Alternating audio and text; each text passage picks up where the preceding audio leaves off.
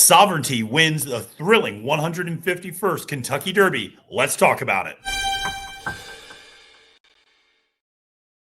Hi, everyone. Matthew DeSantis here, along with my colleague Kaylie Shapiro, and we are giving a live reaction to the 151st Kentucky Derby. Before we get to that, I want to remind you to press that like button and subscribe to NYRA Bets YouTube today. Subscribing is entirely free of cost. Just notifies you when we have new videos dropping on the channel, whether those are race previews, full card analyses, handicapping or betting tutorials, and so much more. Kaylie, one of the two of us has been on Sovereignty for the better part of 6 months. It's not the person talking and wearing the tie, I'll tell you that. You have loved this horse since the Street Sense, going back to last fall at Churchill Downs where he beat Tiztastic and Sandman. And Bill Mott gets his first Kentucky Derby where his horse crosses the wire first. Godolphin gets their first Kentucky Derby. And this has got to feel good for you because you've seen something in this horse for quite a while. Yeah, I love this horse ever since October. As soon as I saw him walk back to the winner's circle that day and I saw the look in his eye, I just knew he was a special horse. Listen, Bill Mott's my favorite trainer ever, but he trains many horses every year. This one, I mean, he just has a different demeanor. Clearly the talent was always there. I mean, that race, you rewatch that Street Sense, he defied really. I mean, the way that he ran that day was just mind-blowing in my opinion. For a two-year-old to make that run, go 2 turns. Make that run, exactly. And then Gulfstream Park up against it both trips. I mean, and then here he finally got a setup, obviously a pace to run into, but he did not have things his own way in the race. He got pinched out of the gate in between two horses. You said he clipped heels. I mean, I have to rewatch. It was kind of a blur, but I definitely, I don't think that he had the easiest of trips, and some other horses had first jump to close, and he came from behind them. And I mean, Baeza, I will say, and Journalism, obviously the top three ran a huge, huge race. Those are three very, very serious horses.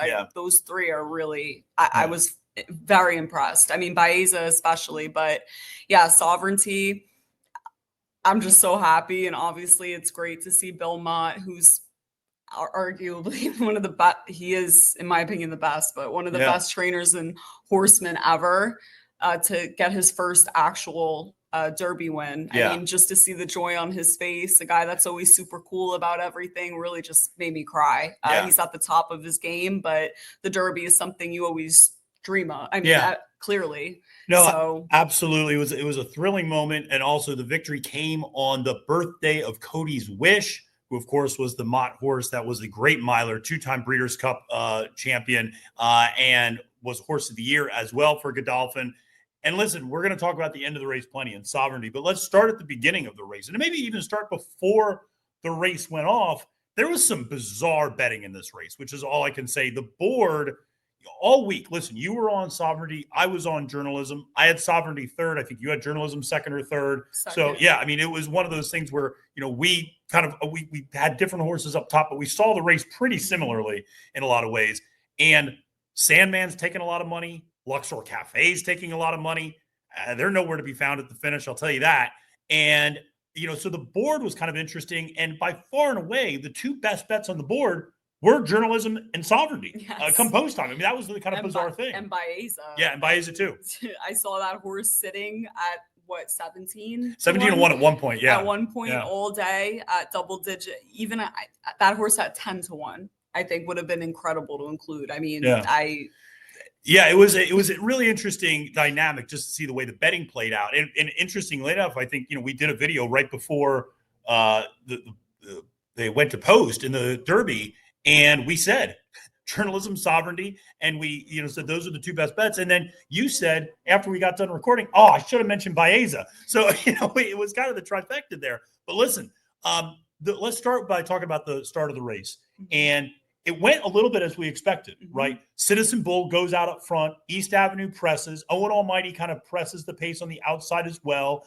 American Promise has good early position on the inside rail, but they went fast. They went 22 and change, 46 and 1 to the half mile, 110 and change to the 6 furlong. So the setup we expected to help horses like Journalism, Sovereignty, and some of your closers coming from off the pace. Yeah, absolutely. I mean, the pace was really fast. The horses that we expected, everyone expected to be up front were.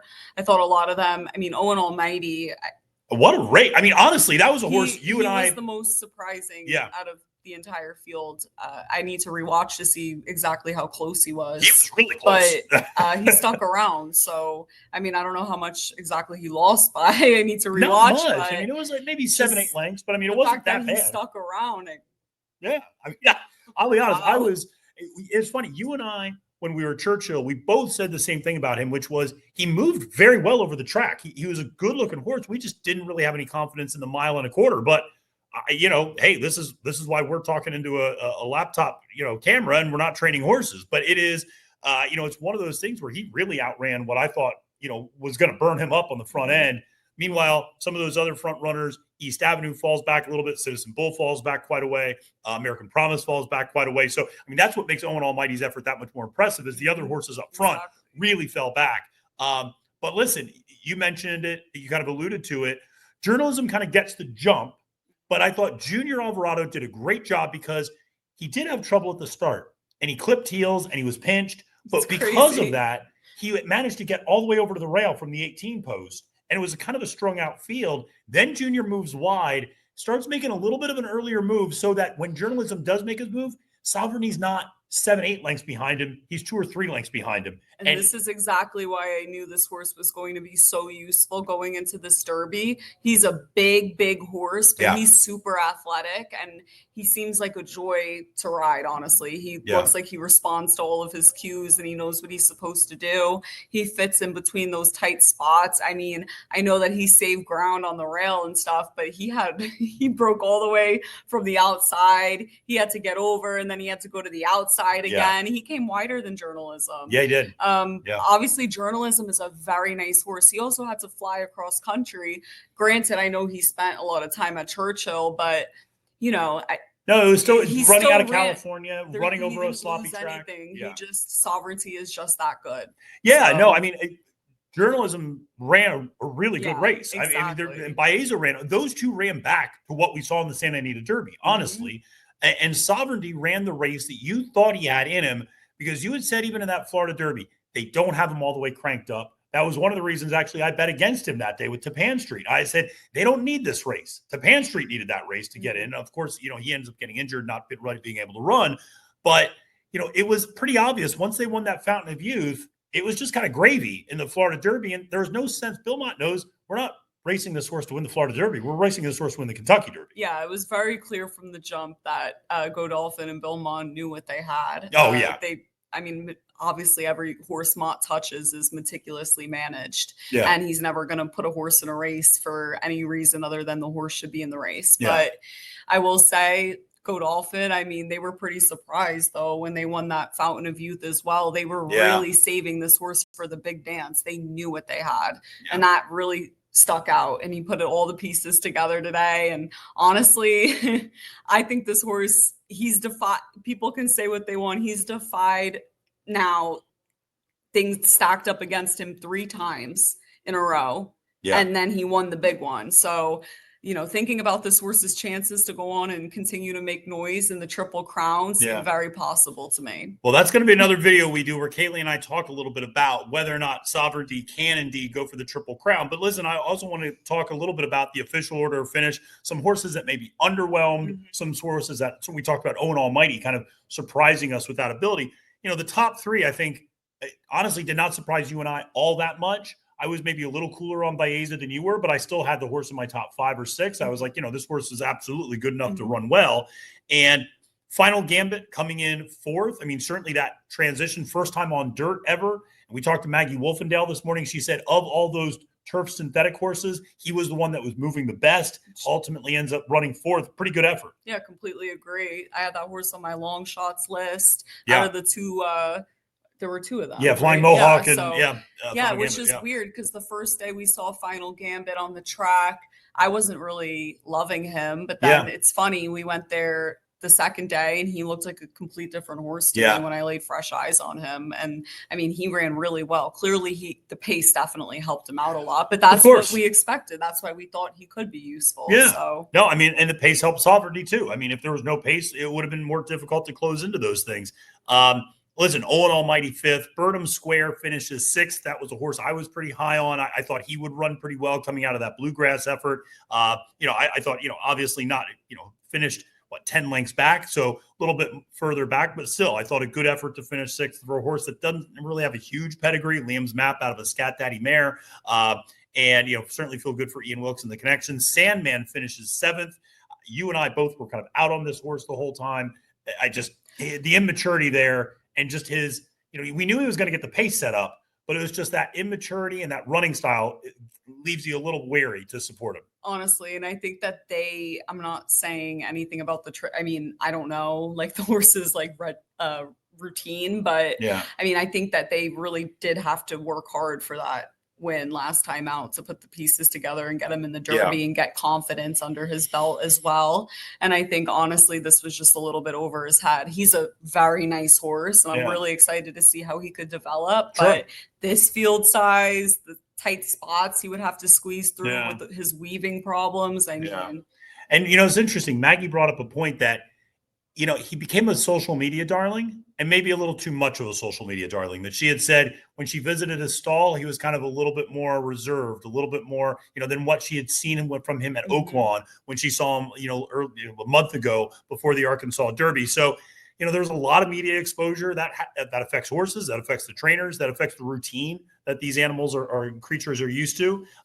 You look at a horse like East Avenue, who also finished there in 8th place, then Chunk of Gold in 9th place, Tistastic in 10th. East Avenue, I thought, obviously ran pretty well, also considering he was up pressing that pace. He looked really good heading up. He honestly. did. Yeah. He really did. He got big. He always looks good. Yeah, he did. He got big walking up. But, the horses that finished at the back of the pack were really not all that surprising to me. Admired Daytona finishing last. Flying Mohawk, Render Judgment. These were horses that were kind of longer shots that, it really seemed up against it in a lot of ways. American Promise was a horse I was a little worried. He got good position, but I do think he's a need to lead horse. And he wasn't able to get there. And so I think that affected him. Citizen Bull drops all the way back to 15th. Again, a horse you and I were very skeptical of. And maybe, Kaylie, this is a good opportunity to talk because Sovereignty is sired by Into Mischief. And so is Citizen Bull. Mm-hmm. The difference is what's underneath. Yeah. In that with Sovereignty, you have Bernardini influence underneath. Yeah. Citizen Bull, you have Distorted Humor influence underneath. It's a little bit different. Yeah. And also their running styles as well. Citizen Bull needs to be up on the lead, getting really easy fractions with little pressure to get that distance with that pedigree. Sovereignty, has a little bit more on the bottom side and also he's a big horse. Yeah, he is. And He's he has bigger. a big finish and obviously that helps him out. So I wasn't really surprised by that looking at his damn side. He has a big female family. Yeah. And listen, the Japanese, Luxor Cafe didn't really make much of an impression. I didn't think he was going to. I was kind of baffled when people were starting to pick him to win and put him in their top 3. I just didn't see it. And this is somebody who picked Derma Sotogake 2 years ago and had Forever Young in the 2nd or 3rd position. I love that the Japanese come over and compete, but again, there's a big difference between running over that composition in Japan in terms of the track composition, which is sand-based, and running over the mud and muck at Churchill Downs. And that's a whole nother atmosphere. And you could tell, too, they were a little on the muscle. They were a little worked up. And NYRA Daytona was super worked up. Yeah. You can always guarantee one of the Japanese is going to quarter horse it out of there and be like a little worked up and a little, just a little too much on their toes. Yeah. Honestly, I was worried about the horses around because obviously these are young horses. They get excited. If the horse next to them is excited, if that horse has just the slightest bit of not the calmest mind, that's going to excite them too. Mm-hmm. So I was kind of worried about how it could affect the horses around him. No, absolutely. And it is, it's going to be interesting to see obviously how this continues to play out in terms of, the Triple Crown. And we're going to talk a little bit more about that, but listen, the reality is even with the scratches, of Rodriguez, we still got the pace that we kind of expected. The race still kind of played out the way we expected in terms of the winners and the top horses were going to come from mid-pack and further back, and that's exactly where they came from. Journalism showed up and ran a good race, so you always like to see the favorite actually perform. And again, this is now, not to pick on Mike Rapoli, who had a very good weekend, by the way, winning with Mind Frame, winning with Fierceness, but over the last 12 years now, over the last 13 years now, the favorite has finished in the Superfecta 12 times. The only omission from that list is Fierceness last year, who faded back. But otherwise, favorites tend to show up in the Derby, and Journalism showed up and ran a really good race. Yeah, certainly. And looking at how that played out, I think Grande would have been in that Super today, but definitely. That was my top pick. I mean, I wish I Grande, I scratched into Journalism as my top selection, but I think Grande, you're right, the way that pace set up, I don't know if he would have had the foundation to do it, but he had the pedigree, that's for sure. He did. And he was moving the right way, and he would have sat the right trip. Now, again, then you got to show up and deliver, so you never know. But a lot of the ingredients that needed to be there for success would have been. But we'll get Grande maybe in the Preakness or the Belmont. Probably the Belmont. He'll run back up at Saratoga. So, yeah, I mean, unbelievable finish there for Bill Mott, for Godolphin, for Sovereignty, for Junior Alvarado. All I know is if Sovereignty is going to the Preakness, I'm definitely making the trip up there. I could not be happier. She doesn't even know. We're in New York. She just said we're going up to Baltimore. No, we're going down to Baltimore. She's so excited she didn't even know where the geography is going. That's true. Okay. We're going up to Saratoga later this summer. But listen, a really amazing effort there from Sovereignty, who just kind of fulfilled a lot of that promise that he showed at 2 years old. And special horse. Yeah, special horse. And it wasn't. I think one of the things that makes you feel good about a Kentucky Derby result is it didn't feel fluky. It felt earned. Everybody fired their race and ran their race and fired a big effort, and that's what you want to see. And how great for Godolphin. They have such amazing horses. Obviously, they dominate all the time, and this is their first Derby win. So, I mean, hard work really pays off. Is the bottom line. Absolutely. Mott's first Derby win. Yeah. Godolphin's first Derby win. Yeah. Pretty impressive. And, I do want to give a shout out. You had horses like Chunk of Gold and Coal Battle all finish in the top 11. Those were horses that had very little pedigree, very little sales price. And, something, they acquitted themselves well. They did. In that race, all things considered. Coal Battle actually had to get a shoe replaced in the paddock before the race. So, I mean, he had kind of an additional little hurdle to go over. And, just what a tremendous race. But want to thank you all for tuning into all of our coverage for the Kentucky Derby. This is our reaction to the Derby. But Kaylie and I are going to be back. We're going to talk about whether Sovereignty can win the Triple Crown. Can he do it? Is he the type of horse to be able to do it? What are the obstacles that he might face in trying to run 3 races in 5 weeks, and the types of races that he's going to have to face in the Preakness and the Belmont Stakes? But I'm going to let her cash some winning tickets, and I'm just going to go do some technical stuff and edit this video. But thank you so much for tuning in. For Kaylie Shapiro, my name is Matthew DeSantis. Wishing you a great and prosperous day at the races, and reminding you, friends, it's now post time.